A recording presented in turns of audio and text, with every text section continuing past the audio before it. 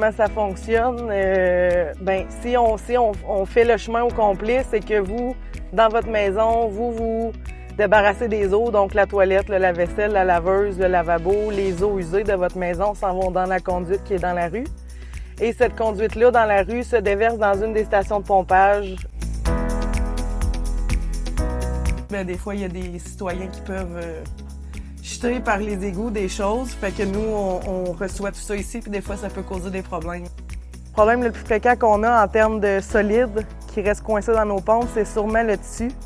Des guenilles, des vêtements, des linges à vaisselle, des lingettes pour bébés, des applicateurs de tampons aussi qu'on voit beaucoup dans nos pompes. C'est du plastique, évidemment, il ne faut pas jeter ça dans les égouts.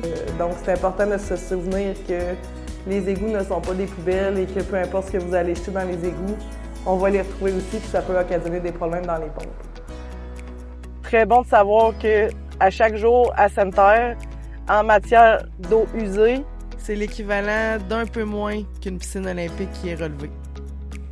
C'est beaucoup de litres d'eau usée qui sont relevés dans nos stations de pompage et qui finissent leur course dans nos étangs aérés. Ça, c'est les étangs aérés dont on parlait, la station d'épuration sur le chemin Saint-Pierre.